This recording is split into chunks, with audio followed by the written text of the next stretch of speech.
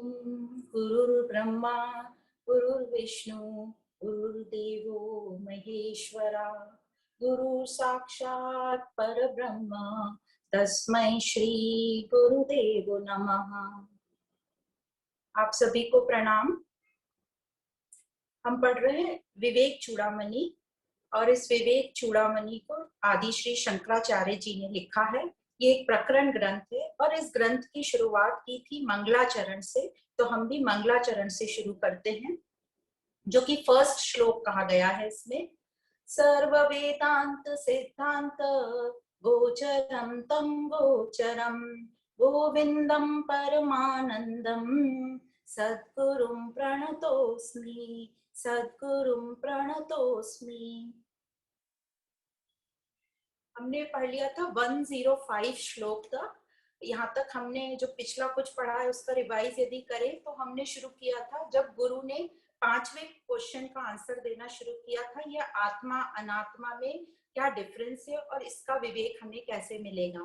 तो उन्होंने अनात्मा से बताना शुरू किया। अनात्मा मतलब जो चेंजेबल है, जो असत है, जो अनरियल है, जो टेम्पररी है, जो मैं नहीं हूँ। तो अनात्मा में उन्होंने हमारे शरीर से हमें बताना शुरू किया, तो हमें शरीर की एनाटॉमी फिजियोलॉजी सब बताई गई। तो ये शरीर 3 भागों में डिवाइडेड है। एक तो है स्थूल शरीर, सूक्ष्म शरीर और कारण शरीर। स्थूल शरीर को हम ग्रॉस बॉडी भी बोलते हैं, फिजिकल बॉडी जो हमें दिखाई दे रही है। सूक्ष्म शरीर को सटल बॉडी बोलते हैं, जो हमें दिखाई नहीं दे रही, मन बुद्धि चित्त अहंकार और आगे भी जो हमने पढ़ा है। और कॉजल बॉडी, कारण शरीर को कॉजल बॉडी कहते हैं, जो हमारा बीज है। तो इस तरीके से हमने स्थूल शरीर शुरू किया था पढ़ना, जो बताया गया कि जो स्थूल शरीर है ये 5 महाभूतों के पंचीकरण से बनता है। और जो 5 महाभूत हैं, पृथ्वी जल वायु आकाश और अग्नि। और यह जो स्थूल शरीर है ये हमें दिखाई देता है। यह तीनों शरीर में से जो स्थूल शरीर है, जो हमारी फिजिकल बॉडी है, इसकी आयु सबसे कम होती है, सबसे कम होती है। सूक्ष्म शरीर और कारण शरीर की आयु लंबी होती है। और इसका जो स्थूल शरीर है, फिजिकल बॉडी, इसका अपना कुछ पावर नहीं होता है। ये पावर बोरो करता है सूक्ष्म शरीर से, चिदाभास से।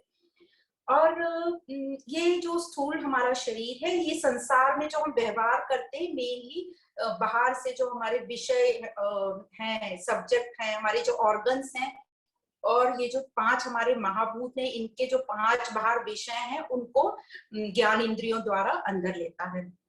तो इस प्रकार हमने ये सूक्ष्म स्थूल शरीर पढ़ा, फिजिकल बॉडी। फिर हमने पढ़ा सूक्ष्म शरीर। जो सूक्ष्म शरीर है वह भी 5 भूतों के अपंचीकरण से बनता है, मतलब प्योर फॉर्म से बनता है। और इसको आदि शंकराचार्य जी ने पूरी अष्टकम कहा है। पूरी मतलब पुरी, पुरी मतलब एक शहर, तो यह एक स्थान। तो ये, और अष्टकम मतलब 8। तो ये 8 ग्रुप का ये एक पूरा समूह बताया है, जिसको स्थूल शरीर कहा गया है। तो ये 8 इन्होंने कैसे बताए? 5 कर्मेंद्रियां, 5 ज्ञानेंद्रियां, 5 प्राण, 5 महाभूत, अंतःकरण चतुष्टय, तो ये हुए 5। और छठा हुआ अविद्या, काम और कर्म। तो इन 3 को अलग अलग ग्रुप में डिवाइड किया। तो ऐसे ये हो गए 8 पूरी अष्टकम। तो ये जो स्थूल शरीर है, स्थूल शरीर में अंतःकरण में मन बुद्धि चित्त और अहंकार आता है। तो जो स्थूल शरीर है, सूक्ष्म शरीर है, ये सूक्ष्म शरीर में हमारे जितने भी पास्ट कर्म के या जागृत में हम जो भी कुछ करते देखते हैं, वो सब इम्प्रिंट होता है और उसी हिसाब से हम अपनी आगे का जीवन व्यतीत करते हैं। और पूरी जो फिजियोलॉजिकल एक्टिविटीज हैं, हमारे शरीर के जो भी कार्य हैं, वो सब ये सूक्ष्म शरीर गवर्न करता है। सूक्ष्म शरीर को यहाँ लिंग शरीर भी कहा गया है। तो यहाँ इसका कहने का मतलब है लिंग शरीर या फिर एक कोर ग्रुप है। लिंग शरीर एक, इसको टूल बॉक्स, एक उपकरण के जैसे कहा गया है। ये परमात्मा के हाथ में एक उपकरण है स्थूल शरीर, सूक्ष्म शरीर सॉरी। और ये जैसे कारपेंटर अपने टूल्स को, अपने इंस्ट्रूमेंट्स को यूज करता है, उसी प्रकार परमात्मा ये सूक्ष्म शरीर को यूज करता है। और तो इस प्रकार ये हमने पूरा सूक्ष्म शरीर पढ़ा। ये जो सूक्ष्म शरीर है, यह जो एक कोर कमिटी है, जो हम बता रहे थे, लिंग शरीर भी कहा गया है। तो जैसे कोई भी हम एक संस्था बनाते हैं, तो संस्था में सदस्य तो सब रहते हैं, पर एक एक कोर कमिटी होता है, एक बोर्ड ऑफ डायरेक्टर्स होता है जो सब डिसाइड करता है कि क्या फंक्शन होना है या क्या प्रोग्राम होना है। उसी प्रकार ये सूक्ष्म शरीर, हमारा जो कोर ग्रुप है, ये डिसाइड करता है, जो इसमें अंदर वासनाएं हैं, कर्म वासनाएं और प्रारब्ध वासनाएं, ये सब डिसाइड करती है, उस हिसाब से हम काम करते हैं। और फिर कारण शरीर, कारण शरीर जो हमारा मेन बीज है, जो हम आगे पढ़ने वाले हैं। अभी हम सूक्ष्म शरीर ही कंटिन्यू कर रहे हैं। सूक्ष्म शरीर में हमने मन बुद्धि तक पढ़ लिया था, अभी हम अहंकार पढ़ने जा रहे हैं। तो ये स्थूल शरीर जो है, फिजिकल बॉडी, ये एक घर के समान है, घर जैसे एक बिल्डिंग के समान है, या एक ऑफिस मान लीजिए। और जो सूक्ष्म शरीर है, इस घर में जो भी हमारा सामान रखा हुआ है, जिसके द्वारा हम सब काम करते हैं, आदान प्रदान करते हैं, व्यापार करते हैं, उसको ये सूक्ष्म शरीर कहा गया है, जिसको उपकरण भी नाम दिया गया है। और इन सबको चलाने वाला मैं हूँ, आत्मा, जो मेन पावर इन सबको दे रहा है। तो यहाँ तक हमने पढ़ा, और यहाँ तक जो भी कुछ पढ़ा है अभी तक, अनात्मा है। अनात्मा मतलब वह मैं नहीं हूँ। तो पर मैं क्या हूँ फिर? मैं आत्मा हूँ जो इन सबको सपोर्ट कर रही हूँ। तो इसी प्रकार हमने श्रीमद् भगवद गीता में 13वें अध्याय में पढ़ा था क्षेत्र क्षेत्रज्ञ योग। तो ये सब हुआ हमारा क्षेत्र। और क्षेत्रज्ञ कौन होता है? जो ये क्षेत्र को जान रहा है। तो अभी हम यहाँ पर इसको यही इतनी ही बात करते हैं। क्षेत्रज्ञ मतलब क्षेत्र को जानने वाला। अब हम आते हैं आगे। आगे बताया जा रहा है अहंकार। तो हम सब जानते हैं यह अहंकार कितना जिद्दी होता है, और ये जो अहंकार ही ये हमें अपने मेन स्वरूप से मिलने में आड़े आता है। और ये जो अहंकार है, ये बोलते हैं सबसे लास्ट होता है हमें छोड़ने में। हम सब कुछ छोड़ सकते हैं, पर ये अहंकार हमसे छूटता ही नहीं है। बार बार ये अहंकार हमारे सामने आके खड़ा हो जाता है। कई शास्त्रों में इस अहंकार को सर्प का नाम दिया गया है, कि जैसे सर्प बार बार फन उठा लेता है, वैसे ये अहंकार बार बार फन उठा लेता है।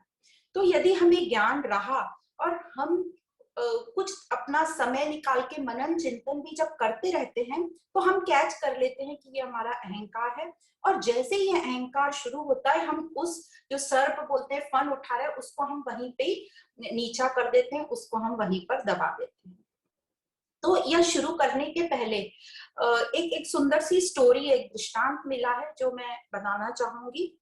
यह है संत कालिदास जी का दृष्टांत और माता सरस्वती का। एक बार संत कालिदास जी यात्रा पर निकले। तो यात्रा के दौरान उनको बड़ी प्यास लगी। तो उन्होंने इधर उधर देखा कि कहीं पानी मिल जाए। तो उन्होंने देखा दूर कुएं पर एक महिला पानी निकाल रही थी कुएं में से।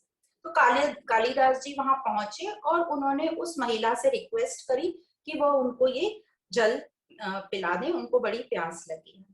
तो महिला ने कहा कि हाँ, मैं आपको जल तो दूंगी ही, पर पहले आप अपना परिचय मुझे दीजिए। तो कालिदास जी को लगा ये महिला क्या समझ है इसको। तो कालिदास जी ने यूं ही कह दिया, मैं तो एक यात्री हूँ।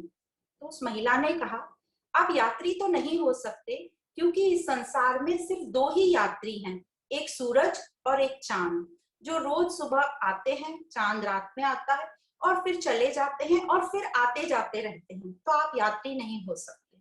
तो कालिदास जी को थोड़ा आश्चर्य हुआ। तो कालिदास जी ने कहा, अच्छा ठीक है, मैं एक अतिथि हूँ, मैं एक गेस्ट हूँ। तभी उस महिला ने कहा कि आप अतिथि भी नहीं हो सकते, क्योंकि इस संसार में सिर्फ दो अतिथि हैं, एक जवानी मतलब यूथ, और दूसरा जायदाद, जायदाद मतलब जो पैसा, प्रॉपर्टी, जो कुछ समय ही रहते हैं और चले जाते हैं, और उन्हीं को अतिथि कहा जाता है। तो कालिदास जी को और आश्चर्य हुआ। तो वो थोड़े से गुस्सा हो गए कि क्या है ये, नाराज से होने लगे। तो कालिदास जी ने कहा, ठीक है, मैं एक सहनशील व्यक्ति हूँ। तो उस महिला ने कहा, आप सहनशील भी नहीं हो सकते, क्योंकि संसार में दो ही चीज सहनशील है, एक पृथ्वी और एक वृक्ष। जिसको कितना भी बोझा डालो वो कोई शिकायत नहीं करती, और वृक्ष जिस पर कितने भी पत्थर मारो वो शिकायत नहीं करता। तो कालिदास जी को बहुत आश्चर्य हुआ। फिर कालिदास जी ने कहा, अच्छा, तो मैं एक हठीला इंसान हूँ, मैं जिद्दी हूँ। तभी वो महिला ने कहा, आप जिद्दी भी नहीं हो सकते, क्योंकि जिद्दी संसार में दो ही लोग होते हैं, एक हमारे नाखून और दूसरे हमारे ये बाल, जो कितना भी काटो बढ़ते चले जाते हैं। तब कालिदास जी को लगा ये तो कोई बहुत मेरी परीक्षा हो रही है। तो पर कालिदास जी को थोड़ा सा क्रोध भी आ रहा था, तो उन्होंने कहा ठीक है, मैं एक मूर्ख इंसान हूँ। तो ये देवी जो थी, जो सरस्वती देवी है, उन्होंने कहा कि आप मूर्ख भी नहीं हो सकते। संसार में सिर्फ दो मूर्ख होते हैं, एक वह राजा जो बिना ज्ञान के राज्य करता है, और दूसरा उसका मंत्री जो उसको पता है ये अज्ञानी है तो भी उसकी चमचागिरी करता है। तो आप मूर्ख भी नहीं हो सकते।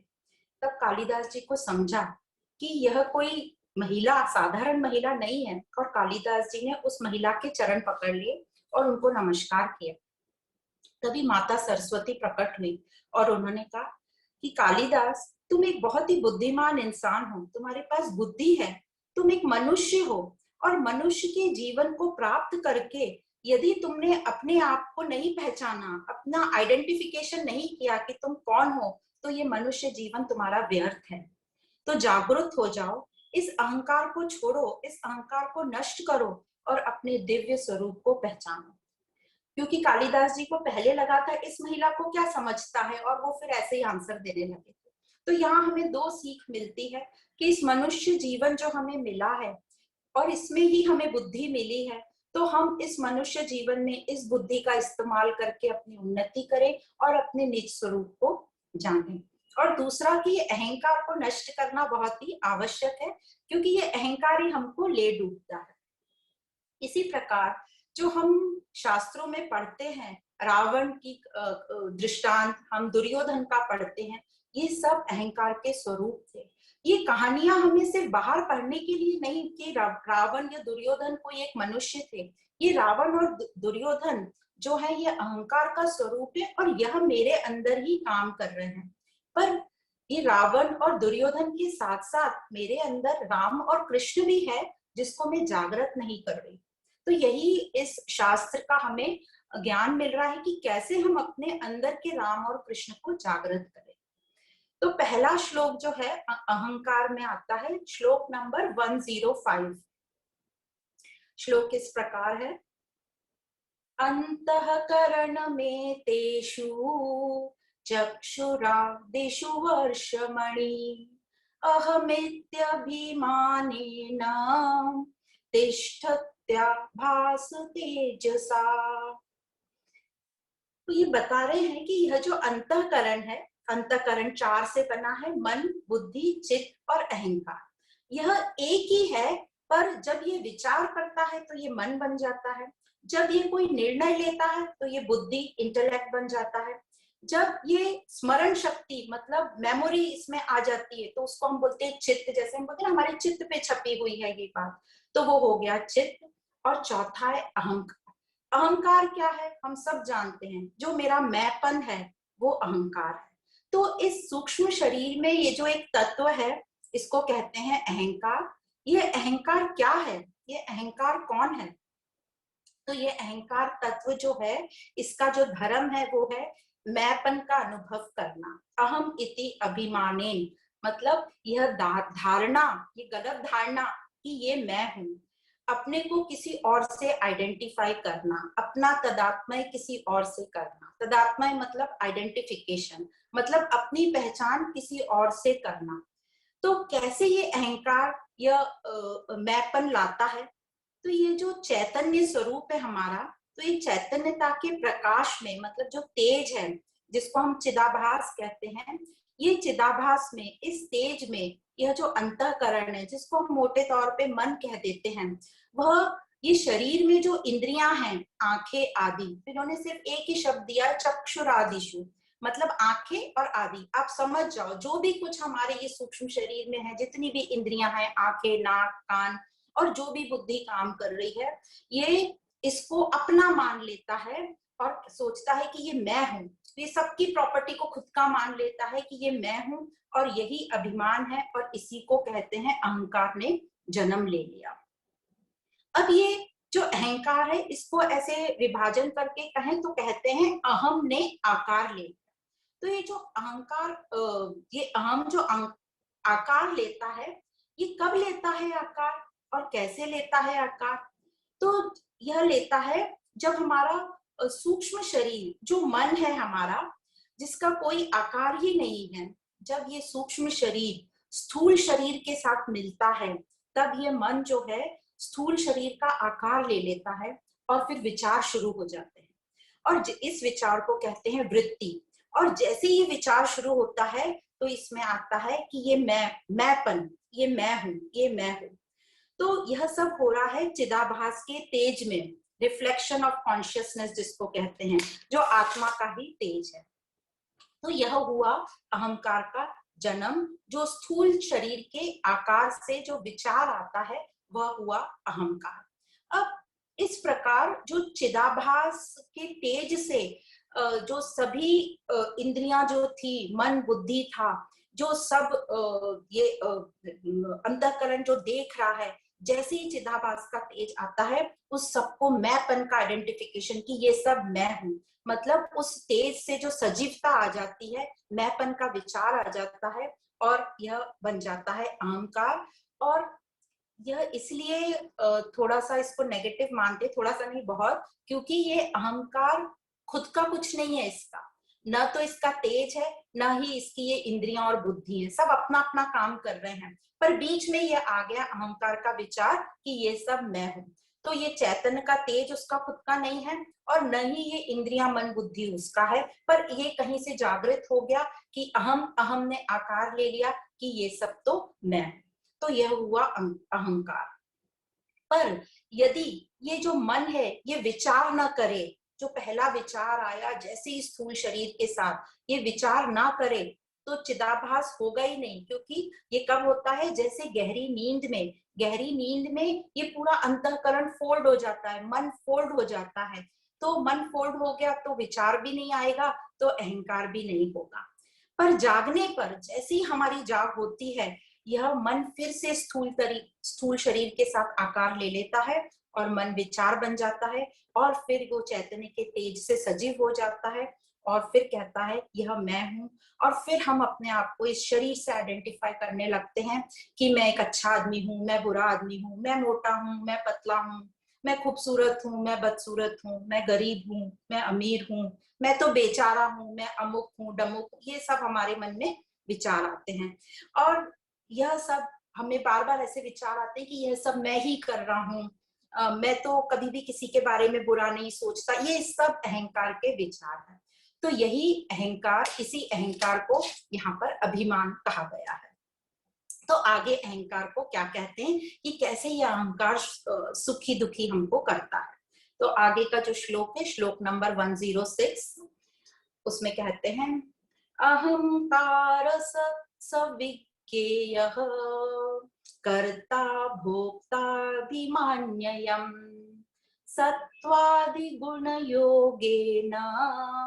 चावस्थात्रयमश्नुते। यह जो मैंपन का अनुभव है, जैसे हमने समझा, यही अहंकार है और यह मैंपन उसका कारण है, यह अहंकार इसका कारण है। मतलब हम समझ गए कि अहंकार मतलब ये मैंपन जो हम बोल रहे हैं। इसी अहंकार के कारण जीव को, मतलब जो हम अपने आप को मान रहे हैं, जो भी वो कर्म करता है उसको यह धारणा होती है कि यह सब मैं कर रहा हूं और कर्ता बन जाता है। जैसे ही हमें कोई भी क्रिया में ये आता है कि ये मैंने किया, तो वो कर्ता बन गया और वो कर्म में परिवर्तित हो गया। और फिर उस कर्मों के क्योंकि हम कर्ता बन गए तो उसका हमें फल भी भोगना होता है, तो हम भोक्ता भी बन गए। तो कर्ता बने और भोक्ता बने। तो जब हम भोक्ता बनते हैं तो हम इन सभी फलों को भोगते हैं। मतलब हम सुखी होते हैं, दुखी होते हैं। सुखी मतलब मैं बहुत खुश हूँ, मुझे बहुत सुख मिल रहा है, मैं बहुत अच्छे से रह रही हूँ, इस तरीके के। और दुख मतलब जो हम सब समझते हैं, दुख मतलब चिंता, विलाप, ये सब दुख। तो ये सब जो दुख और सुख है, ये अहंकार अनुभव करता है। अब अहंकार के समाप्त होने पर ही वह कर्ता जो है और भोक्ता दोनों खत्म हो जाते हैं और वो मुक्त होता है। पर ये बहुत आखिरी की बात है। पर उसके पहले हम और समझेंगे कि यह अहंकार हमें कैसे कैसे दुखी सुखी करता है। तो ये जो अहंकार दुखी सुखी हो रहा है और मान रहा है कि मैंने किया, पर हम ये सब जानते हैं कि ये कर्म कैसे हो रहे हैं। हम सब जानते हैं, जो कि हमने भगवत गीता में भी पढ़ा है, 14 नंबर का अध्याय, जिसमें गुणत्र विभाग योग है, वहां यही बताते हैं कि प्रकृति के ये जो सारे कर्म हैं ये सब 3 गुणों के अनुसार होते हैं, रजोगुण, तमोगुण और सत्वगुण, जो कि हम आगे कारण शरीर में पढ़ेंगे भी। तो यह सब अहंकार नहीं कर रहा तो कौन कर रहा है? ये सब ये 3 गुणों के कारण हो रहा है। पर अहंकार में जब व्यक्ति होता है, मतलब अज्ञान में जब होता है, तो वह यह मानता है कि सब कुछ मैं ही कर रहा हूं और वो करता बनता है। तो इस प्रकार ये अहंकार 3 तरह के अनुभव से गुजरता है गुणों के अनुसार, सत्वगुण, रजोगुण और तमोगुण। और इसी प्रकार इन तीनों के हिसाब से वो 3 अवस्था में गुजरता है, जागृत, स्वप्न और सुषुप्ति। तो कौन है ये जो सब अनुभव करता है, यह इन सब अनुभवों से गुजर रहा है, सुखी दुखी हो रहा है, जागृत, स्वप्न, सुषुप्ति से गुजर रहा है?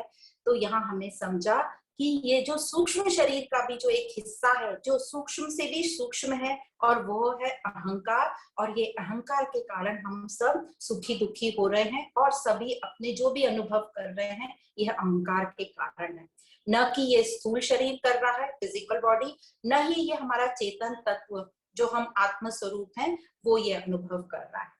पर क्या प्रूफ है कि ये अहंकार जो है, जो सूक्ष्म शरीर है, यही अनुभव कर रहा है? तो इसका सबसे बड़ा जो प्रूफ है वो यही है, प्रमाण जो है, कि जब हम गहरी नींद में होते हैं, तो जब हम गहरी नींद में होते हैं तो हमें कोई भी चीज दुखती नहीं है। यदि हमारा शरीर में कुछ दुख भी रहा हो तो हमें तब महसूस नहीं होती। हम गहरी नींद में कभी ऐसे सुखी दुखी नहीं होते। कभी भी हमने ये नहीं सुना है नींद में से उठ के कि बहुत अच्छी नींद हुई पर नींद में पेट बहुत दुख रहा था, ऐसा कभी नहीं होता। बहुत मस्त नींद आई, बहुत अच्छा फील हो रहा है, पर उस दौरान नींद में मैं बहुत दुखी थी या नींद में मैं बहुत सुखी थी, ऐसा नहीं होता है। सिर्फ हम बोलते हैं बहुत अच्छा महसूस हुआ, इस तरीके का हमारा सेंटेंस होता है। तो ये प्रूफ है कि जो नींद में, डीप स्लीप में, गहरी नींद में अहंकार जो है, जो अंतःकरण है हमारा, वो फोल्ड हो जाता है, निष्क्रिय हो जाता है हमारा मन, इसलिए हम कुछ भी अनुभव नहीं करते। पर ये तीनों अवस्था, जागृत, स्वप्न और सुषुप्ति, ये सभी अवस्था जो हमारी है, ये तीनों अवस्था को सपोर्ट कौन करता है? ये तीनों अवस्था को सपोर्ट करता है मैं, जो हूँ चैतन्य स्वरूप या चिदाभास जिसको कहेंगे, जो साक्षी है इन तीनों अवस्था का। पर जो खुद है वो चौथी स्टेज पर, तुरिया स्टेज पे जब हम जाते हैं तब उसको हम समझते हैं। अब यह जो अहंकार है हमें परेशान कैसे करता है, क्यों हम अहंकार के बारे में इतना पढ़ रहे हैं? तो जैसे बताया, अवस्था के कारण। तो अवस्था को यहाँ उपाधि भी समझते हैं।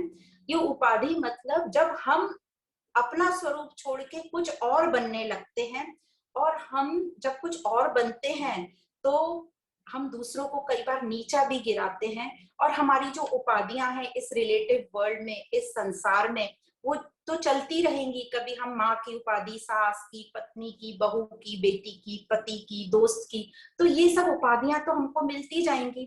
और हम ये जो अपनी उपाधियों में रह के हमें अहंकार वश हम उपाधि लेते हैं, और उपाधियों के कारण हम दूसरों को नीचा दिखाते हैं, और हमारा अहंकार बढ़ता जाता है, और हम अपने आप से परेशान होते रहते हैं, क्योंकि हम सबको ठीक करने की कोशिश करते हैं, क्योंकि अहंकार वश हमें लगता है ये सब मैं हूँ, मुझे सब आता है, मैं ही सबसे करेक्ट हूँ, और मेरी रिस्पॉन्सिबिलिटी है सबको करेक्ट करना। तो उन सबको करेक्ट करने के चक्कर में मैं अपने आप के स्वरूप से दूर हो जाता हूँ। तो ये जो उपाधि है यही कारण है जिससे हमें परेशानी होती है।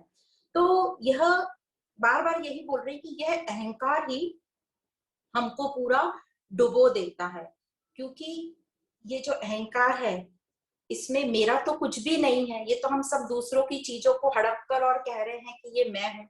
जिस तरीके से हम दूसरे की प्रॉपर्टी पे लेकर सबकी बैठ जाएंगे और कहेंगे ये मेरा है, तो एक ना एक दिन हमें उसका भुगतान तो करना ही पड़ेगा, हमें पनिशमेंट तो मिलेगी ही मिलेगी।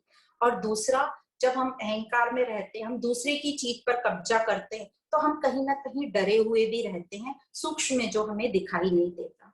तो इस परेशानी से हम कैसे छूटेंगे? क्योंकि उपाधियां तो आएंगी इस संसार में, हमें रहना है, तो सभी रोल निभाना तो है ही। तो इससे हम कैसे बाहर निकल सकते हैं?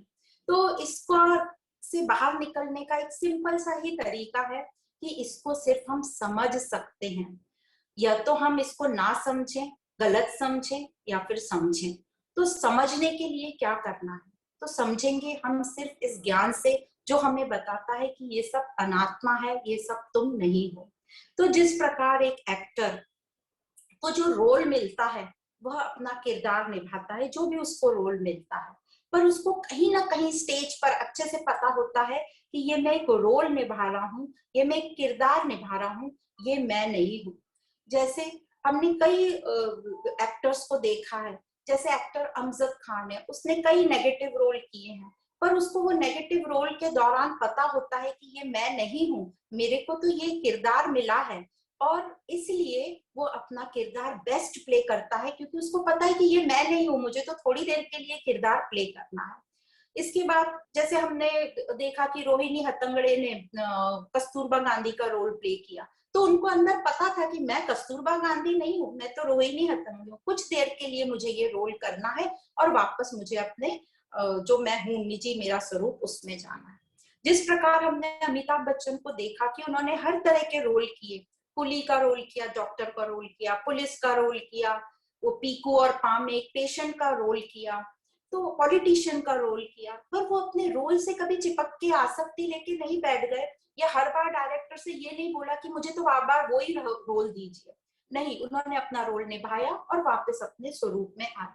उसी प्रकार हम दीपिका पादुकोण को देखते हैं कि जिन्होंने बहुत सारे रोल प्ले किए, मस्तानी का रोल किया, रानी पद्मावती का रोल किया, शांति का रोल किया, पर इन सबके रोल में उन्होंने क्यों बेस्ट परफॉर्म किया? क्योंकि उनको पता है कि ये मैं नहीं हूँ, मेरा असली स्वरूप तो कुछ और है, ये तो मेरे थोड़े से टाइम के लिए मुझे अपना रोल निभाना है, तो वो अपने स्टेज पर बेस्ट से बेस्ट अपना परफॉर्मेंस देते हैं, क्योंकि उन्हें अंदर पता है कि ये मैं नहीं। हमारे साथ प्रॉब्लम क्या होता है, हम उस रोल में लिप्त हो जाते हैं, अटैच हो जाते हैं, इसलिए हमें इतनी परेशानी होती है और हम इतना सफर करते हैं, परेशान होते हैं। तो संसार में हम हैं तो व्यवहार तो हमें करना है, पर हमें अपने को नहीं भूलना है कि मैं कौन हूँ। जिस तरीके से ये सब एक्टर लोग अपने आप को नहीं भूलते कि मैं कौन हूँ, उसी प्रकार हमको भी अपने स्वरूप को नहीं भूलना है। और भी हम समझ सकते हैं, जैसे कि हमने देखा कि शीशा होता है, दर्पण यदि होता है तो उसमें रिफ्लेक्शन, प्रतिबिंब तो आएगा ही आएगा। तो उसी प्रकार ये जो संसार है, ये मिरर है, दर्पण है, तो इसमें हम आए हैं तो इसमें रिफ्लेक्शन तो होगा ही, प्रतिबिंब तो हमें दिखेगा ही, मतलब मुझे ही मेरा प्रतिबिंब दिखेगा। पर हमें पता है कि ये शीशे में जो प्रतिबिंब है वो मैं नहीं हूँ, मैं तो ये जो सामने खड़ी हूँ ये हूँ। पर क्योंकि ये मनुष्य के पास बुद्धि होती है, इसलिए उसे पता होता है, तो वो शीशे वाले प्रतिबिंब से भी कभी डरता नहीं है और उसको नकार देता है। पर जो पशु पक्षी होते हैं उनके पास ये बुद्धि नहीं होती, तो जब वो शीशे में अपना प्रतिबिंब देखते हैं तो उनको लगता है दुश्मन आ गया, तो वो शीशे को तो के पास जाके उस अपने प्रतिबिंब से थोड़ा लड़ने की कोशिश करते हैं, और इस चक्कर में वो शीशा टूटता है, वो जख्मी होते हैं और उनको परेशानी होती है, मतलब वो दुखी होते हैं, सफर करते हैं। तो इस प्रकार हमने अपनी बुद्धि को इंटैक्ट रखना है, ज्ञान से अपनी बुद्धि को कुशाग्र करना है, इस ज्ञान से हमें समझना है कि मैं कौन नहीं हूँ, तो धीरे धीरे हमें समझेगा कि मैं कौन हूँ।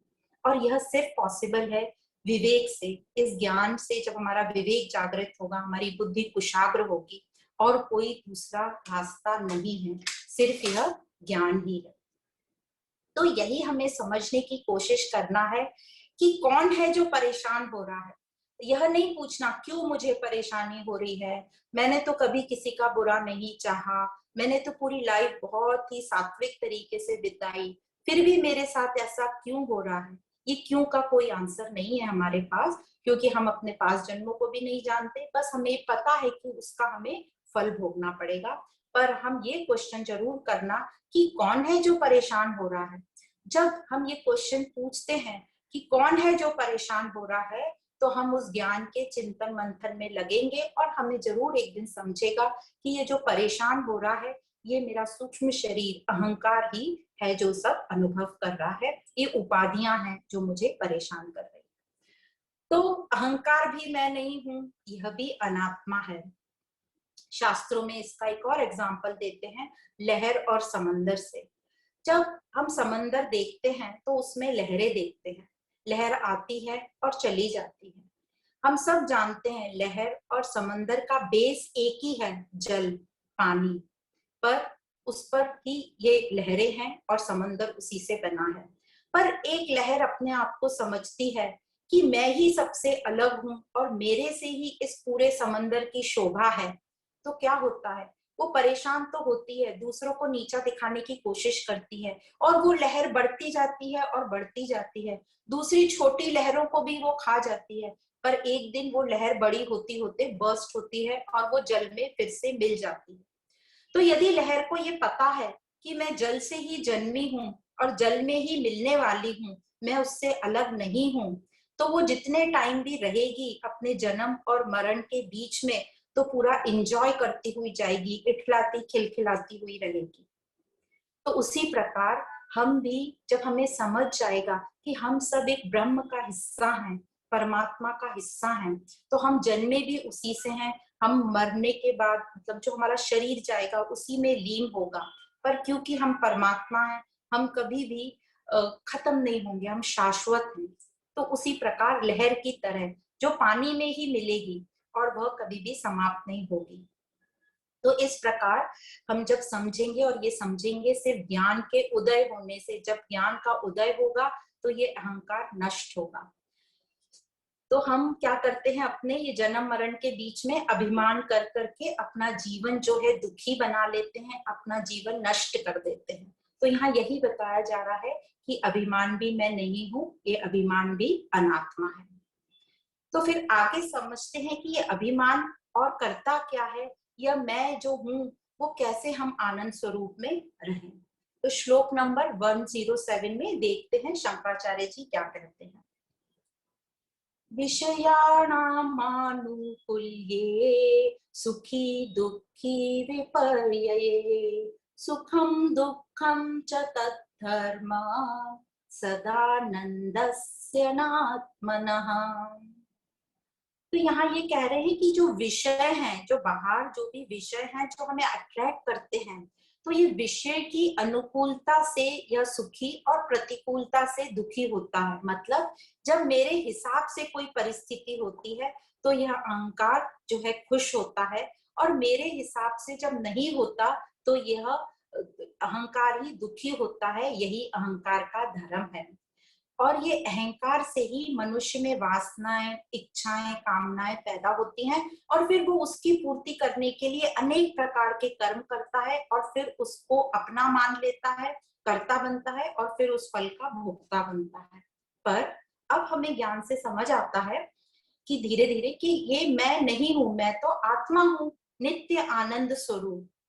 तो जो ये नित्य आनंद स्वरूप है, उसे कभी भी सुख और दुख की अनुभूति नहीं होती। तो कैसा रहता है, तो यहाँ आंसर में दिया सदानंदस्य, जो आत्मा है सदा सदा आनंद में रहती है।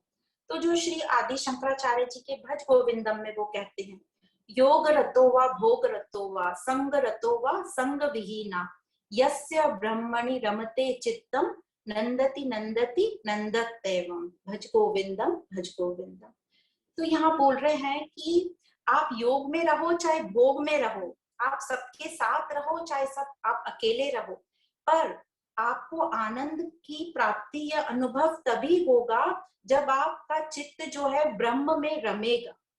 तो ये कैसे ब्रह्म में रमेगा हमारा चित्त, क्या करें इसके लिए? तो इसके लिए सिर्फ एक ही रास्ता है, ज्ञान से। ज्ञान से जब ये ज्ञान हमें अपने स्वरूप के पास ले जाएगा और ये अहंकार को नष्ट करेगा, तो इस ज्ञान का ही हमें श्रवण चिंतन मनन करना है और अपने जीवन में अपनाना है, तभी ये ज्ञान यूजफुल होगा। यदि हम नहीं अपनाएंगे तो ये ज्ञान महज एक जानकारी बनकर रह जाएगा, तो फिर ये ज्ञान नहीं कहलाएगा, ये सिर्फ एक इंफॉर्मेशन कहलाएगी, और फिर हमें इस ज्ञान का अहंकार होगा। जैसे कई लोग, हमें सब मालूम है, हमें सब मालूम है, पर वो प्रैक्टिकल उसको अप्लाई नहीं कर रहे हैं, और फिर इस ज्ञान का हमारा अहंकार बढ़ता जाता है।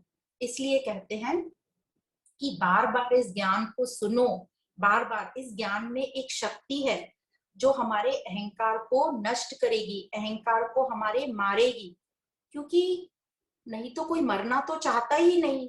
और यह अहंकार तो सबसे आखिर में, सबसे लास्ट में जाता है। ये सबसे हठीला है, सबसे जिद्दी है। जैसे हमने एक दृष्टांत में पढ़ा भी था कि एक टापू पर बहुत सारे भाव रहते थे, जैसे विनम्रता रहती थी, प्यार रहता था, कुशलता रहती थी, अहंकार भी रहता था। तो उस टापू पे अनाउंसमेंट हुआ कि इस टापू पे तूफान आने वाला है, तो इस टापू को खाली कर दिया जाए। तो सारे ये जो थे, विनम्रता, कुशलता, सेवा भाव, प्रेम, ये सब एक नाव में सवार हो गए उस टापू को छोड़ने के लिए। तो अहंकार ने कहा कि मैं नहीं आऊंगा। सबने अहंकार को फोर्स किया कि तुम आओ, ये टापू पर तूफान आने वाला है। तो अहंकार ने कहा मुझे कुछ नहीं होगा, मुझे सब मालूम है, मैं नहीं आऊंगा ये टापू छोड़कर। और फिर वो जो जितने भी बाकी लोग नाव पे सवार थे वो निकल गए। कुछ देर बाद उस टापू पे जोरदार तूफान आया और अहंकार को तहस नहस कर दिया। तो इस प्रकार इस दृष्टांत से हमें समझ में आता है कि यह अहंकार जो है बहुत ही जिद्दी और हठीला होता है। तो इस अहंकार को पहचानना हमारे लिए बहुत ही आवश्यक है। और ये अहंकार जो है सूक्ष्म से सूक्ष्म, अंतःकरण भी सूक्ष्म है, पर उससे भी सबसे ज्यादा अंतःकरण में जो सूक्ष्म है वो है अहंकार। अब ये अहंकार है कहाँ? ये हमें दिखता नहीं है। यह कहते हैं कि यह सिर्फ हमें भ्रमित करता है कि मैं ही सब कुछ हूँ, मैं ही सब कुछ हूँ, और मुझे अपने आप से मिलने ही नहीं देता। तो जो मुझे अपने आप से मिलने ही ना दे, उसके लिए हमारे मन में क्या भाव आएंगे। पर उसको जानना भी हमें जरूरी है, क्योंकि यदि हम उसे जानेंगे नहीं तो उसको खत्म कैसे करेंगे। तो इसलिए इस अहंकार को जानना जरूरी है। और ज्ञान से जब हम प्रैक्टिस करते रहते हैं, हम एकांत में इन चिंतन करेंगे, तो हम अपने अहंकार को पकड़ सकते हैं। हमें समझ आता है, हमारा मन बताता है कि ये अहंकार है, हम यहाँ पर अहंकार कर रहे हैं, और फिर उस अहंकार पे हमें काम करना है। तो जो साधक होते हैं, इस अहंकार को वो महत्व ही नहीं देते। तो क्योंकि उनको पता है कि ये जो सारे कार्य हो रहे हैं, ये तो 3 गुण से चल रहे हैं और परमात्मा की शक्ति से चल रहे हैं। मैं तो इनमें कहीं हुई नहीं, मैं तो साक्षी हूँ, मेरी तो सिर्फ मौजूदगी में ये सब हो रहा है। तो वो सब प्रैक्टिस करता रहता है और इस अहंकार को महत्व नहीं देता, करता नहीं बनता, भोगता नहीं बनता। जिस प्रकार से एक जिद्दी बच्चा होता है, उसको पता है कि छोड़, थोड़ा सा रोया तो माँ बाप मेरी जिद पूरी कर देते हैं। पर जब माँ बाप को समझ आता है कि ये थोड़े सा रोता है और अपनी जिद पूरी करवा लेता है, तो माँ बाप उसको नकारना शुरू कर देते हैं। और थोड़े दिन बाद वो बच्चा समझ जाता है कि अब ऐसे रोने से काम नहीं चलेगा, ऐसे जिद करने से काम नहीं चलेगा। तो इसी प्रकार हम भी ये जो अहंकार है, या जो भी चीजें हमें तंग करती हैं, उसको महत्व देना हमें छोड़ना पड़ेगा। डिफिकल्ट है, पर इम्पॉसिबल नहीं है। और हमें ये पता होगा तो हम इस पर काम कर पाएंगे। पर हम क्या करते हैं, हम अपने अहंकार को पोषण देते हैं, जो एक भ्रम है, हमें भ्रमित करता है और हमें डुबा देता है। तो ये हमने अपने अहंकार को कैच करेंगे, इसको पोषण देना कम करेंगे। और हम लोगों की बातों में भी आ जाते हैं। लोग कहते हैं अरे अहंकार तो होना चाहिए, ये सब है तो क्या बुराई है इसमें। पर अब हमें ज्ञान से समझ आता है कि इसमें क्या बुराई है, ये मेरी उन्नति नहीं होने दे रहा है, ये मुझे अपने आप से मिलने में मेरा रास्ता ब्लॉक कर रहा है और उसमें देरी हो रही है। तो यह था अहंकार। और एक सुंदर सा भागवत में दृष्टांत आता है जो ये अहंकार को अच्छे से दर्शाएगा कि कैसे हमें ये अहंकार आ जाता है और हम परमात्मा को भी नहीं छोड़ते। हमें लगता है वो परमात्मा भी नहीं, मैं ही सब कुछ हूँ, और परमात्मा के ऊपर हम बैठ जाते हैं। तो ये भागवत का दृष्टांत इस प्रकार है। एक बार एक महात्मा एक जंगल में समाधि लगाए हुए थे। तभी उस महात्मा के गोद में आके एक चूहा बैठ गया। तो महात्मा ने कहा कि क्या हो गया तुमको, तुम मेरी गोद में आके क्यों बैठ गए? तो वो चूहे ने कहा कि वो बिल्ली मेरे पीछे पड़ी है और वो बिल्ली मुझे खा जाएगी, आप मुझे बचा लीजिए। तो वो महात्मा को लगा कि दया आ गई चूहे पे, सही में ये बिल्ली इतनी मोटी तगड़ी ये चूहे को खा जाएगी। तो महात्मा को दया आ गई। तो महात्मा ने कहा अच्छा बताओ तुमको क्या बनना है, चूहे से पूछा। तो चूहे ने कहा कि मुझे बिल्ली बना दो। तो उस महात्मा ने उसको बिल्ली बना दी। कुछ दिन बीत गए, फिर से वो बिल्ली आके महात्मा के गोद में बैठ गई। तो महात्मा ने पूछा अब क्या हुआ? तो बोले अब वो कुत्ता मेरे पीछे पड़ा है। तो महात्मा ने कहा ठीक है तुम्हें क्या बनना है? तो उसने बोला, चूहे ने, बिल्ली ने, अब मुझे आप कुत्ता बना दो। तो महात्मा ने उसको कुत्ता बना दिया। कुछ दिन बाद वो कुत्ता वापस आया और महात्मा के पास बैठ गया। बोलने लगा, ये जो मनुष्य है ये मुझे बहुत तंग कर रहा है, तो आप मुझे मनुष्य बना दो। तो महात्मा ने उसको मनुष्य बना दिया, मानव बना दिया। अब जैसे ये मानव बन गया, कुछ दिन तो अच्छे से इसने मजे किए, और फिर एक दिन आके महात्मा के पास खड़ा हो गया। तो महात्मा ने कहा, अब क्या हुआ? तो उसने कहा, उस इंसान ने, जो कि पहले चूहा, बिल्ली, कुत्ता और अब इंसान बना, उसने कहा, महात्मा जी आपको कुछ नहीं समझता है, अब मैं आपको खा जाऊंगा। तब वो महात्मा जी को समझा कि इसको अहंकार आ गया। और महात्मा ने कहा कि जिसने तुम्हें चूहे से मानव बनाया है, उसमें उतनी शक्ति है कि तुम्हें फिर से मानव से चूहा बना दे। तो यह जो दृष्टांत है सिर्फ एक चूहे, बिल्ली, कुत्ते का नहीं है, ये हम सब की कहानी है। हमें मानव जीवन मिला है तो हम ईश्वर को नकारते हैं, बहुत सारी चीजों को नकारते हैं, धर्म को स्वीकार नहीं करते, और तब हमें जो ईश्वरी है हमें फिर से अपनी नीचे, मतलब दुखी सुखी करता है, ताकि हम ये समझें कि हम कौन हैं, और हम अपनी बुद्धि का यूज करके फिर से अपने मानव जीवन, मतलब हमारी जो बुद्धि स्वरूप है उसमें आए और इस ज्ञान को लेकर अपनी उन्नति करें। पर ये अहंकार के कारण क्यों हुआ? ये सब अहंकार के कारण। जैसे ही वो मनुष्य बना उसको अहंकार आ गया, क्योंकि ये जो मनुष्य, उसके पास जो बुद्धि है, ये बुद्धि भी कई बार हमें लॉजिकल चीजें बताओ, लॉजिकल चीजें बताओ, कई बार बुद्धि जो है लॉजिकल चीजें हम नहीं समझा सकते। तो इस प्रकार ये अहंकार हमें डुबा देता है। तो यहाँ कहने का तात्पर्य ये था, जो मनुष्य बना पर उसने अपनी बुद्धि को ठीक से यूज नहीं किया, अपने अहंकार को नष्ट नहीं किया, तो उसको वापस से वो चूहे बिल्ली वाला जीवन मिला। चूहे बिल्ली वाला जीवन मतलब दुखी रहने लगा, उसको दरिद्रता मिली। तो क्योंकि उसके पास अहंकार उसका बहुत मोटा था और वो समझ नहीं पाया। इसलिए इस ज्ञान का हम यूज करें, इस ज्ञान को ले, और अपने धीरे धीरे जैसे जैसे हम प्रैक्टिस करते जाएंगे हमें समझ आती जाएगी, और हम प्रैक्टिस करेंगे तो ये ज्ञान भी हमारा साथ देगा और हमें आगे तक ले जाएगा। तो यह सब अनात्मा की क्वालिटीज बताई गई कि अनात्मा कैसा होता है, अहंकार कैसा होता है। हम मान लेते हैं, हम मतलब अहंकार को लगता है सब मैं कर रहा हूँ। तो यह थी अभी तक अनात्मा की क्वालिटीज या गुण। तो ये आत्मा क्या है, आत्मा की क्या क्वालिटीज हैं? तो ये आत्मा क्या है, थोड़ा सा शंकराचार्य जी ने यहाँ डिस्क्राइब किया है। ये है श्लोक नंबर 108। आत्मा अतत्वेन हि प्रेयान् विषयो न स्वतः प्रियः स्वत एव हि सर्वेषाम् आत्मा प्रियतमो यतः। यहाँ पे ये बता रहे हैं कि ये जो आत्मा है यही सबसे प्रिय है। ये जो विषय हमें बाहर लगते हैं प्रिय, ये प्रिय नहीं होते। ये किसके लिए प्रिय हैं? ये आत्मा के लिए प्रिय होते हैं, क्योंकि स्वतः अपना खुद का जो प्रियतम है वह तो आत्मा ही है। हम इसको समझेंगे। कहा जाता है दुनिया भर में जितनी भी वस्तु विषय हैं वह मुझे जो अच्छे लगते हैं, जो मुझे पसंद आते हैं या नापसंद हैं, वह मेरे ही लिए मुझे पसंद या नापसंद है, वस्तु या विषय के लिए नहीं। एक बहुत अच्छे एग्जाम्पल से हम समझेंगे कि कैसे वो मुझे मेरे लिए प्रिय है। जैसे पहले भी बताया था, हम जो भी कुछ करते हैं सिर्फ अपने लिए करते हैं, पर हमें लगता है कि हम दूसरों के लिए कर रहे हैं, ये मेरी रिस्पॉन्सिबिलिटी है, वह भी मैं अपने ही लिए करता हूँ। तो ये सुंदर एग्जाम्पल, सिंपल एग्जाम्पल है।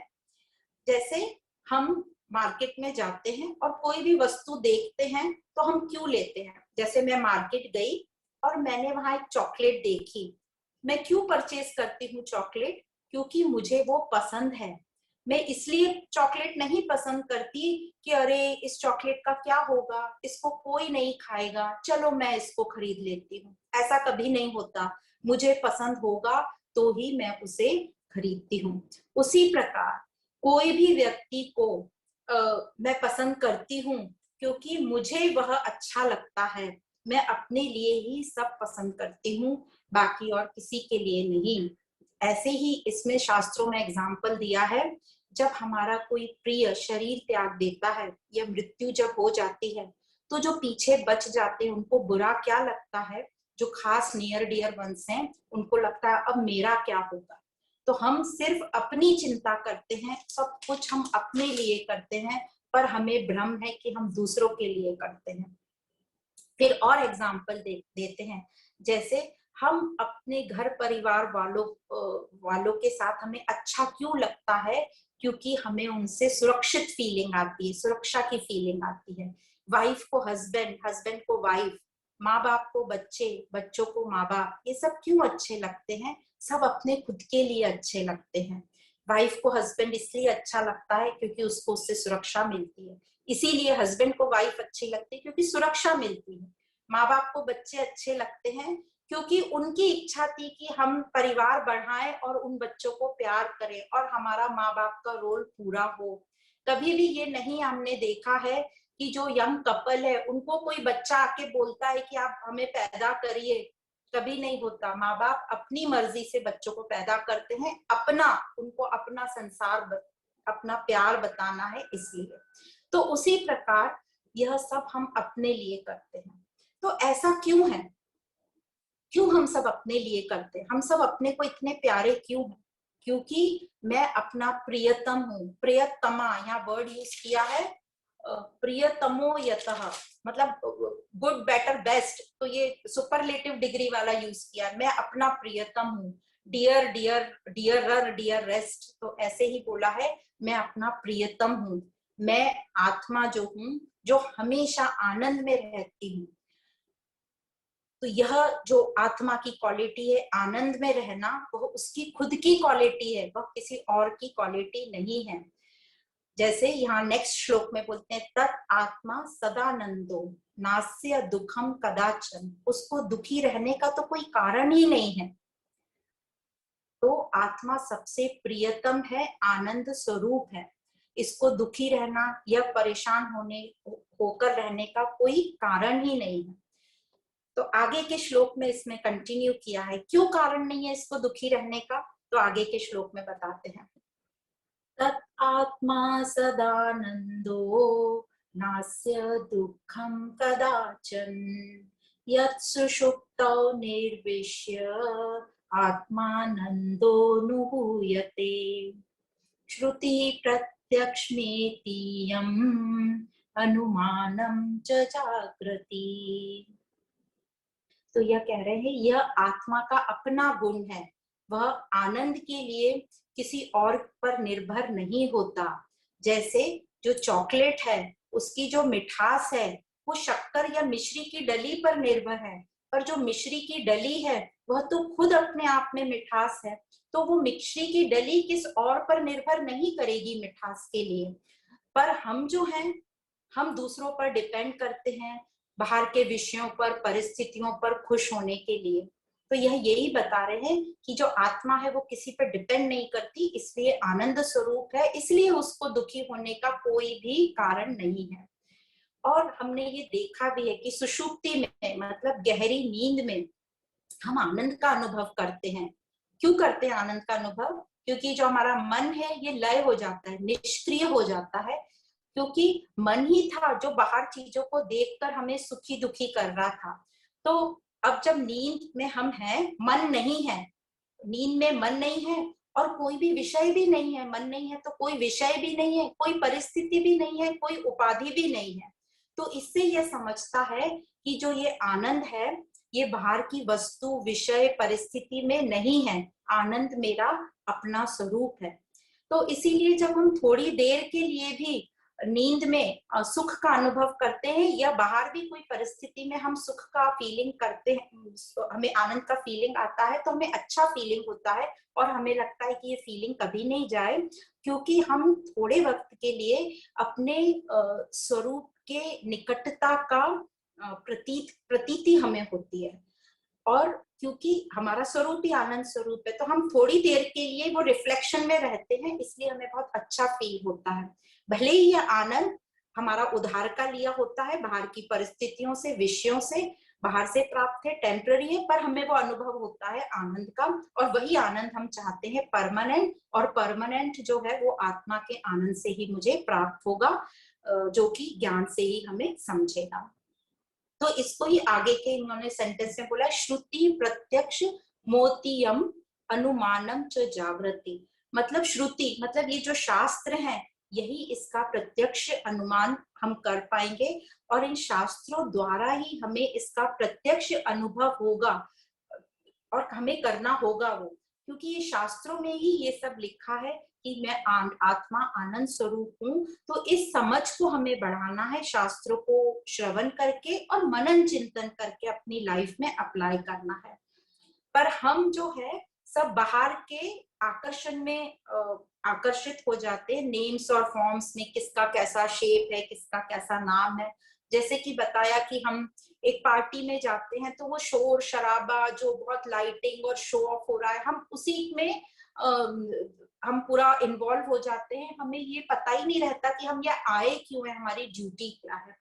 तो इसी प्रकार ये श्रुति का जब मतलब ये शास्त्रों का हम निरंतर चिंतन मनन करते रहेंगे, अभ्यास करके, तो हम आगे तक पहुंचेंगे। तो ये शास्त्र करते क्या है?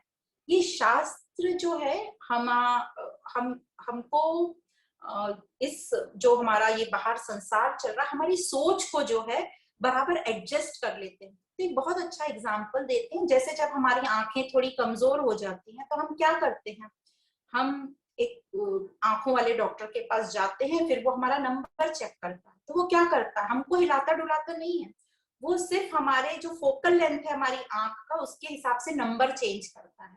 तो ये शास्त्र जो है हमारी फोकल लेंथ, हमारा दृष्टिकोण बदलेंगे, और वह कब होएगा, जब हम ये श्रवण मनन चिंतन करेंगे तो हमारा दृष्टिकोण बदलेगा, और फिर हमें ये अपने स्वरूप और संसार, अनात्मा और आत्मा का हमारा विवेक जो है क्लियर क्लियर हमें दिखेगा।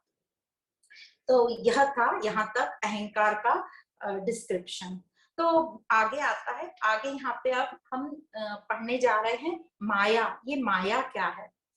तो हम सब जानते हैं कि ये जो माया है, माया मतलब जो नहीं है वह हमें दिखता है, मतलब जो असत है वो हमें सत दिखता है। जैसे हम सपना देखते हैं और उसी को सच मान लेते हैं, तो उसी को अब यहाँ बताया जा रहा है कि कैसे ये माया क्या है, और देखते हैं आदि शंकराचार्य जी इसको कैसे बताते हैं। श्लोक नंबर है 110। अव्यक्त नाम्नी परमेश शक्ति अनाद वेद्या त्रिगुणात्मिका परा कार्यानुमेया सुधीयेव माया यया जगत् सर्वमिदं प्रसूयते। तो ये कह रहे हैं, फर्स्ट वर्ड है अव्यक्त नामनी परमेश शक्ति। तो यह जो अव्यक्त है, मतलब जो हमें दिखाई नहीं दे रही, वह परमेश्वर की शक्ति, जिसको इन्होंने नाम दिया है अनादि है, अविद्या है, और त्रिगुणात्मिका है। त्रिगुणात्मिका मतलब 3 गुणों वाली। यह परमेश्वर की शक्ति, यही माया है जिससे ये सारा जगत उत्पन्न हुआ है, और बुद्धिमान लोग इसके कार्य से ही इसका अनुमान लगाते हैं। तो अब इसको हम समझते हैं कि क्या बोलने की कोशिश कर रहे हैं। तो बता रहे हैं कि परमात्मा की 2 शक्ति होती है, जो हमने पढ़ रखा है भगवत गीता में भी। एक होती है पराशक्ति और एक होती है अपराशक्ति। तो पराशक्ति है जो चैतन्य हमारा स्वरूप है, और अपराशक्ति है जो जड़ प्रकृति है। तो ये जो जड़ प्रकृति है ये 3 गुणों से चलती है, रजोगुण, तमोगुण और सतोगुण। अब ये जब व्यक्त नहीं होती, मतलब जब संसार नहीं बनता, तो ये अव्यक्त रहती है, और इन्हीं 3 से सृष्टि का निर्माण होता है, और तब ये व्यक्त होती है। और जब ये व्यक्त होती है तभी उसका, जब वो व्यक्त होती है संसार बनता है, फिर संसार को देख के ही समझ में आता है कि ये वो 3 रजोगुण, सतोगुण, तमोगुण से बनी है। ये ऋषियों की खोज है हमारी। तो इस प्रकार जैसे कि एक हम डॉक्टर के पास जाते हैं, तो हमें तो बीमारी पता नहीं होती, हम उसको अपने सिम्टम्स बताते हैं कि मेरा सर दुख रहा है, मुझे यहाँ जलन हो रही है, फिर उस हिसाब से डॉक्टर हमारी जो बीमारी है वो डायग्नोज करता है।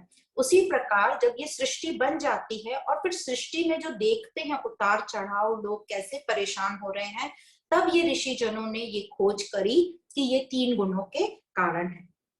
अब यह जो जड़ अव्यक्त तो है, पर ये परमात्मा की शक्ति होने से अनादि है, और यह जो अव्यक्त है इसी को माया कहा गया है। तो माया परमात्मा की अव्यक्त क्षमता है, शक्ति भी है, क्षमता भी है। अब कई लोगों को लगता है ये क्षमता कैसे है, तो ये क्षमता है बस परमात्मा में, ये पावर है माया की। तो एक बड़ा अच्छा श्रीमद् भागवत में एक सेंटेंस आता है कि यदि कोई अमीर आदमी नकली हार भी पहन ले तो हम उसको असली समझते हैं। तो उसी प्रकार परमात्मा ने इस माया को, इस जगत को पहन रखा है और हमें वो असली लगता है। तो माया परमात्मा की जो है अव्यक्त क्षमता है। अब जब ये अव्यक्त क्षमता व्यक्त होती है, मतलब 3 गुणों द्वारा, जैसे अभी बताया कि 3 गुणों द्वारा जब सृष्टि का निर्माण होता है तब ये हमें दिखाई देती है।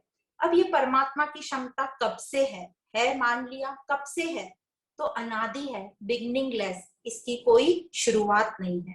जैसे अग्नि की गर्माहट कब से है, अग्नि में ये गर्माहट, तो इसका कोई आंसर नहीं है। उसी प्रकार अनादि का आंसर नहीं है। तो ये जो अव्यक्त है परमात्मा की शक्ति, जिसको हम माया कह रहे हैं, तो जिस प्रकार अब ये अव्यक्त शक्ति है और ये माया है जो हमें दिखाई दे रही है, वो हम शक्ति को तो नहीं देख रहे पर परिवर्तनशील को देख रहे हैं, उसका मूल ये परमात्मा की शक्ति है। तो अब हमें ये शक्ति तक पहुंचना है।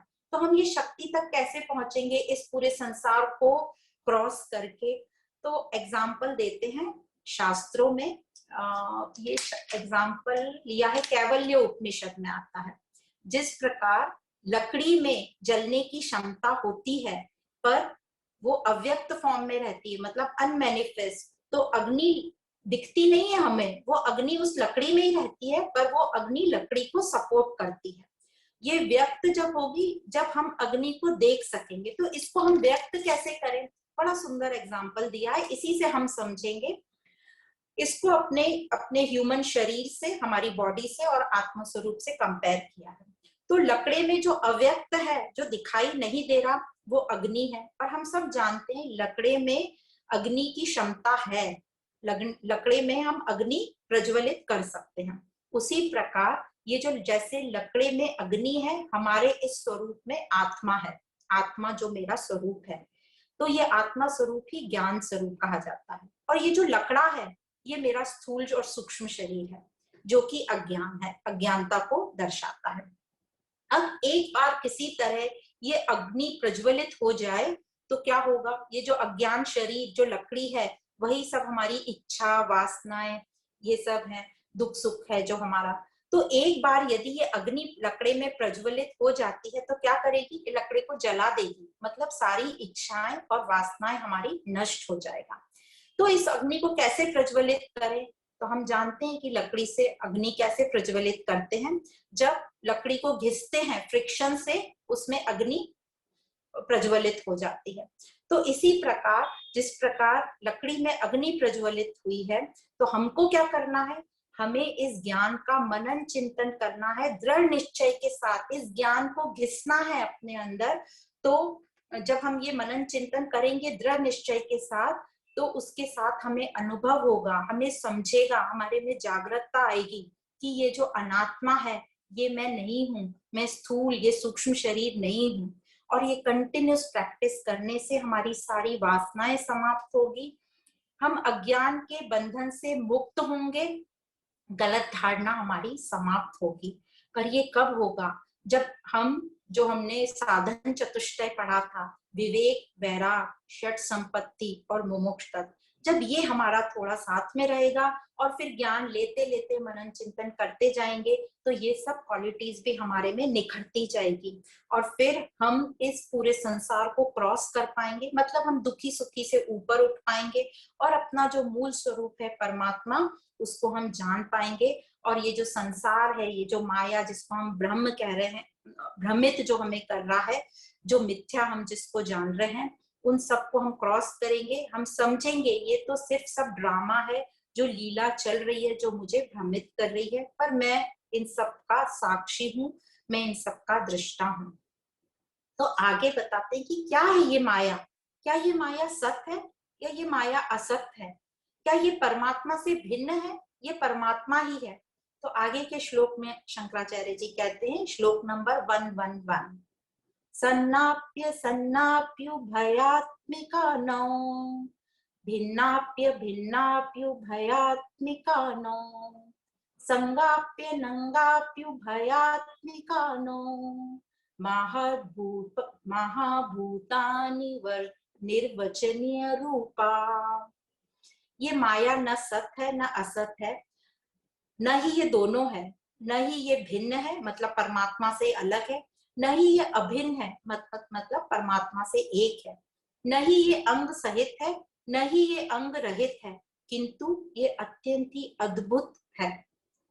तो यह जो संसार परमात्मा शक्ति से प्रकट हुआ है, वह जब अव्यक्त रहता है तो उसे सत असत कहना या भिन्न अभिन्न कहा नहीं जा सकता, क्योंकि हम प्योर शुद्ध फॉर्म को की व्याख्यान नहीं कर सकते। हम उसको तभी व्याख्यान कर सकते हैं जब वो प्रकट होगा, 3 गुणों का सहारा लेगा। जिस प्रकार प्योर सोने में हम डायमंड को नहीं डाल सकते, उसमें हमें कुछ मिलावट करनी पड़ती है, तभी वो उसको पकड़ सकता है।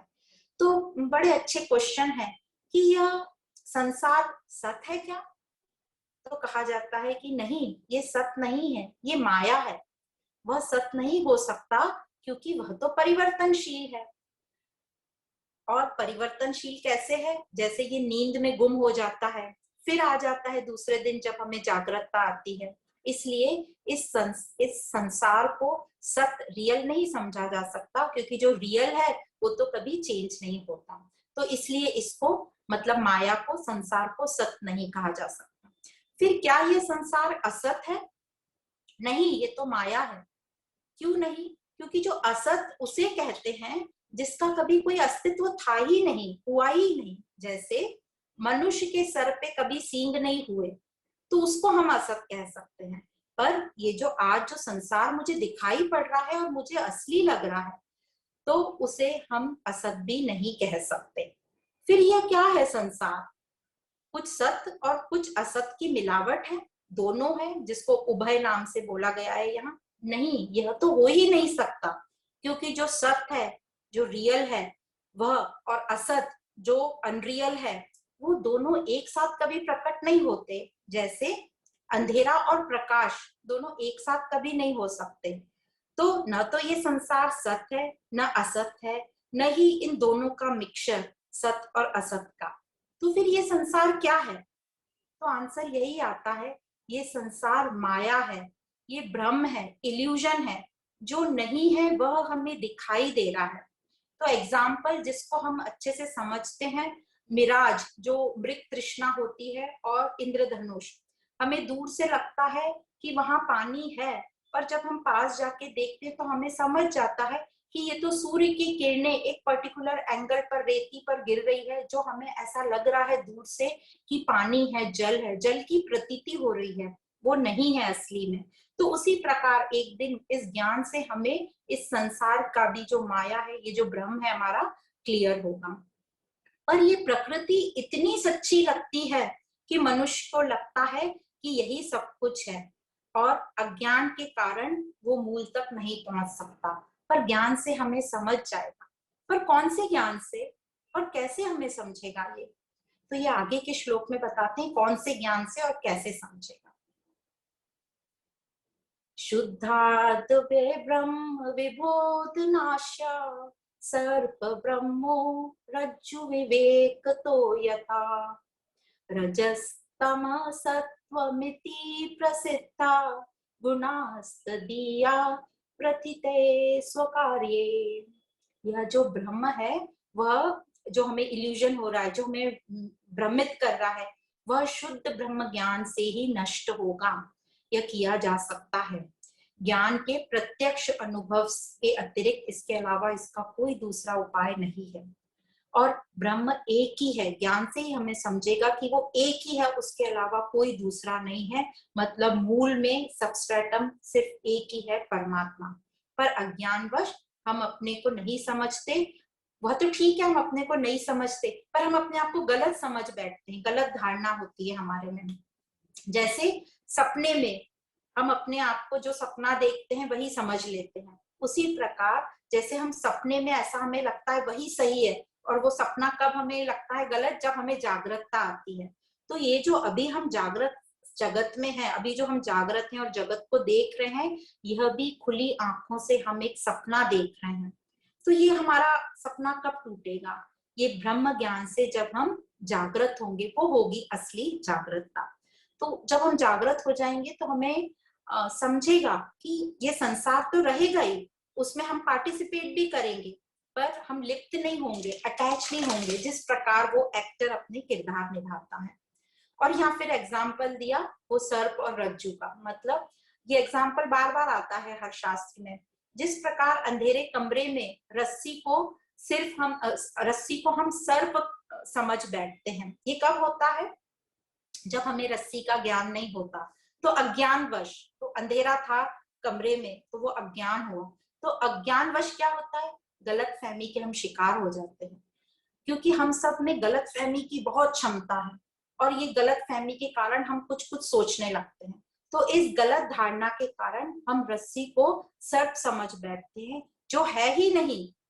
सर्प कहीं दूर दूर तक नहीं है, पर हमें भ्रम होता है। तो ये गलत फहमी हमारा ये भ्रमित कर देती है हमें। तो इस भ्रम को हम कैसे मिटाएंगे? ये जो हम भ्रमित हो गए, इसको हम कैसे मिटाएंगे? सिंपल है। कमरे में अंधेरा था तो क्या करेंगे? बिजली जला लेंगे। तो लाइट जैसे ही शुरू होगी, मतलब प्रकाश, तो हमें प्रत्यक्ष दिख जाएगा कि वह रस्सी है, सर्प नहीं है। फिर हम सर्प के बारे में सोचेंगे भी नहीं कि वो कहाँ गया, क्योंकि वो तो था ही नहीं, वो तो हमारा भ्रम था। तो उसी प्रकार यह जो संसार है, ये सर्प समझो, और जो रस्सी है वो परमात्मा। तो ये संसार परमात्मा पर अध्यस्त है, पर हमको सिर्फ ये संसार दिखता है अज्ञान के कारण, और जो ब्रह्म ज्ञान से, शुद्ध ज्ञान से नष्ट होगा। रस्सी से हमें कभी डर नहीं लगेगा, सर्प से डर लगेगा। तो ये एक बहुत ही विचार करने की बात है कि हम ये जो माया रूपी संसार में रहते हैं, जब हम उसको सही मान लेते हैं, इसीलिए हम इतने डरे हुए रहते हैं। तो ये बहुत विचार करने की बात है। हमें गलत फहमी, जो गलत धारणा होती है, उसी से हमें डर लगता है, रियलिटी से हमें कभी डर नहीं लगता। तो शास्त्रों को यही काम है कि हमें निर्भय बनाए वो। तो अहंकार वश पर हमें लगता है कि हमें तो सब आता है। वह जो आता है, हमें ये सब जानकारी है, उससे हम निर्भय कभी नहीं बनेंगे। जब तक इस ज्ञान की हम प्रैक्टिस नहीं करेंगे, तभी वो ज्ञान फैलाएगा। जब हम उसको अपनी लाइफ में इनकॉर्पोरेट करेंगे, फिर हम निर्भय बन सकते हैं। जिस प्रकार, फिर से एक एग्जांपल देते हैं। जैसे सपने में, आप सपने में है, गहरी नींद में है, सपना आ रहा है आपको, और आप सपने में इमेजिन कर, दिख रहा है आपको कि आपको एक बहुत बड़ा अवार्ड मिला है, आप स्टेज पे जा रहे हो अपना अवार्ड लेने, बहुत खुश हो, इतनी एंजाइटी है। और जैसे ही वो सीढ़ियां चढ़ रहे हो स्टेज पे, आप एकदम से गिर पड़ते हो, आपकी साड़ी स्टेप्स पे अटक जाते हो और गिर पड़ते हो। और जैसे ही आप गिरते हो तो आपको जाग आती है, तो आप जैसे ही आंख खोलते हो तो आपको लगता है अरे ये तो सब सपना था, ये तो सब झूठा था। हाँ, यहाँ तक हो गया। अब समझो आपको परमिशन है उस सपने में री एंटर होने की। तो आप क्या करोगे? जब वो फिर से सपने में आप री एंटर हुए, आपका नाम अनाउंस हुआ, तो आप बहुत एक्साइटेड, ऐसा सब नहीं होगा, अपने आप को अहंकार नहीं आएगा। आप शांति से उठकर जीने पे स्टेप्स चढ़ोगे, शांति से करोगे, ऊपर जाओगे, स्टेज पे सब फोटो खिंचाओगे, पर आपको पता है कि ये सब तो झूठा चल रहा है, असलियत तो कुछ और है, क्योंकि आपने वो जाग कर वो देख लिया कि वो सपना झूठा था। तो आप अपने रोल सारे निभाओगे, पिक्चर पोज दोगे, सब होगा, सबको थैंक्स भी दोगे, पर आपको अहंकार नहीं रहेगा और आपको अपने स्वरूप का पता रहेगा। उसी प्रकार जब संसार में हम ज्ञान के साथ एंटर होंगे, तो सोचिए कि हमारा रोल कैसा होगा। हम बहुत सुखी दुखी नहीं होंगे, हम बैलेंस में रहेंगे। तो यहाँ हम अंत करेंगे, पर अंत के पहले मैं एक कृष्ण सुदामा का जो माया का दृष्टांत है, दो तीन दृष्टांत हैं। एक तो कृष्ण सुदामा का, जो कि भागवत पुराण से ही लिया गया है। सुदामा बार बार कृष्ण को पूछते थे कि ये माया क्या है, कान्हा बताओ मुझे ये माया क्या है। तो कृष्ण उसको टालते रहते थे, क्योंकि शायद वो सही समय का ध्यान कर रहे कि कब सही समय आए फिर मैं उसे बताऊं। तो फिर एक बार कृष्ण सुदामा नदी पे नहाने गए, तभी देखा कि सुदामा नदी में नहाने गए और बता दें कि ऐसे 5-10 मिनट तक वो बाहर नहीं आए। अब सुदामा को बोलते नींद लग गई और उन्होंने सपना देखा कि मैं एक गांव में आ गया और जिस गांव में मैं पहुंचा हूँ वहां पर अनाउंसमेंट हुआ कि ये नदी किनारे जो मिलेगा उसको राजा बना दिया जाएगा। तो सुदामा जी राजा बन गए। फिर बहुत साल बीत गए, उनका एक सुंदर सी कन्या से विवाह हो गया, सुदामा जी बहुत खुश हैं। ये सब सपना चल रहा है। और फिर सुदामा जी को 2 बच्चे हुए, वो बहुत खुश हैं। फिर बताते हैं 25-30 साल बीत गए। फिर उनको सपने में दिखा कि उनके बच्चों की मृत्यु हो गई, तो उनको बहुत दुख हुआ। फिर कुछ साल बाद उनकी पत्नी की मृत्यु हो गई, तो सुदामा जी को बहुत ही ज्यादा गहरा सदमा पहुंचा। फिर वो राज्य में बताया गया कि ये रूल है, जब राजा की पत्नी का देहांत हो जाता है तो राजा को भी उसके साथ देह त्यागना पड़ता है। तो सुदामा बहुत डर गए, उन्होंने कहा नहीं नहीं ये तो मुझसे नहीं होगा, पर उस राज्य का नियम था। तो सुदामा जी ने कहा ठीक है, मुझे एक बार नदी में स्नान कर दे लेने दीजिए देह त्याग के पहले। और जैसे ही वो नदी में एंटर हुए स्नान करने, तो उनको जाग आ गई। जैसे ही उनको जाग आई तो उन्होंने देखा श्री कृष्ण तट पे खड़े नदी के। तो सुदामा ने कहा अरे आप 25-30 साल से यहीं पर खड़े हो। तो श्री कृष्ण ने कहा 25-30 साल नहीं, 4-5 मिनट ही हुए हैं तुमको नदी में जाने को। तो सुदामा जी ने कहा कि ये सब तो इतना रियल लग रहा था, मैं इतना खुश हुआ फिर इतना दुखी हुआ। तो श्री कृष्ण ने कहा यही माया है। तो सुदामा ने पूछा ये माया है तो ये क्या है जो अभी सब जाग कर, ये कैसे हमको समझेगा ये माया है और जो अभी हमें सब दिख रहा है।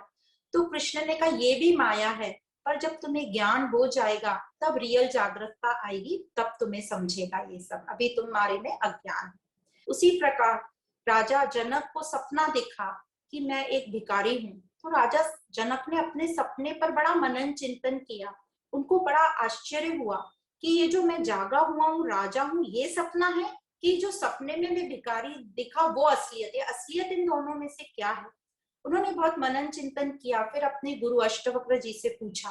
तो अष्टवक्र जी को उन्होंने बताया कि मुझे सपने में दिखा कि मैं भिखारी हूँ और मैं अभी तो ये राजा हूँ, तो ये राजा रियलिटी है कि ये भिखारी रियलिटी, मैं हूँ कौन। तो अष्टवक्र जी ने कहा न तो तुम राजा हो न तुम भिखारी हो, तुम तो वो दिव्य स्वरूप आत्मा हो। तब राजा जनक को वो ज्ञान हुआ और वो अपने स्वरूप को प्राप्त हुए। तो इस प्रकार ये जो आत्मा अनात्मा है ये चेंज होती रहती है, और ये चेंज होती है इसीलिए हम दुखी सुखी होते हैं। पर ये जो आत्मा है, ये जो परमात्मा है, ये कभी भी नहीं बदलते, ये सिर्फ शरीर बदलता रहता है। तो परमात्मा और आत्मा ये सनातन है, शाश्वत है, और यही सत्य है, और यही सच्चित आनंद स्वरूप हमारा है, बाकी सब अनात्मा है। तो हम यहाँ पर विराम देंगे। आगे हम 3 गुण, रजोगुण, सतोगुण, तमोगुण और कारण शरीर, ये नेक्स्ट सेशन में लेंगे। आज हम यहीं पर विराम करते हैं। आप सभी को बहुत बहुत धन्यवाद। ओम पूर्णमदः पूर्णमिदं पूर्णात् पूर्णमुदच्यते पूर्णस्य पूर्णमदाय पूर्णमेवावशिष्यते। ओम शांति शांति शांति।